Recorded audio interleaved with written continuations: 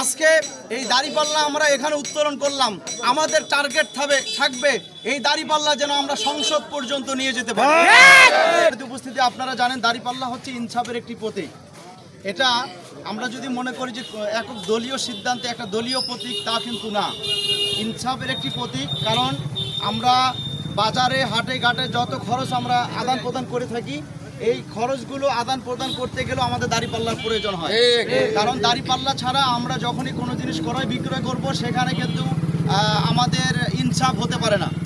পাশাপাশি আল্লাহ তাআলা যখন বিচার করবেন কিয়ামতের ময়দানে, এই দাঁড়িপাল্লা মিজান শব্দটা আল্লাহ তাআলা উল্লেখ করেছেন যে মিজানের কাঠগড়ায় দাঁড়াতে হবে। তার মানে কি পাল্লার মধ্যে সবাইকে মাপা হবে, একদিকে থাকবে নেকি আর একদিকে থাকবে পাপগুলো।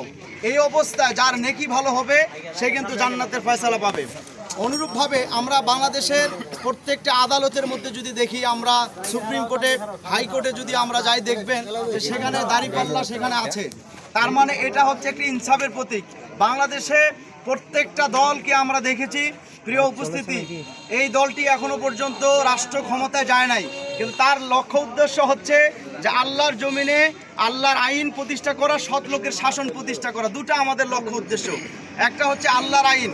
কোনো ব্যক্তি যদি আল্লাহর আইন বাস্তবায়ন করতে না পারে তাহলে ওই ব্যক্তির দ্বারা কখনো ইনসাফ হতে পারে না। আপনারা জানেন যে আল্লাহর সিদ্ধান্তটা হচ্ছে ইনসাফপূর্ণ সিদ্ধান্ত। পৃথিবীতে আমরা যারা বাস করছি, হিন্দু, বৌদ্ধ, খ্রিস্টান, মুসলমান যারা আমরা আছি, আপনারা দেখেন আসমান থেকে যখন আল্লাহ তাআলা বৃষ্টি নাজিল করে, ওই বৃষ্টির সময় আমরা দেখি যে প্রত্যেকটা মানুষের জমিতে, সে নামাজি বেনামাজি হিন্দু মুসলমান সবারই জমিতে এক সমান পড়ে, ঠিক কিনা বলেন?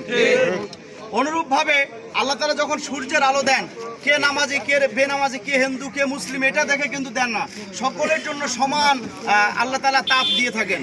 সুতরাং আল্লাহর বিচারটা হচ্ছে সমান, বান্দার জন্য সমান।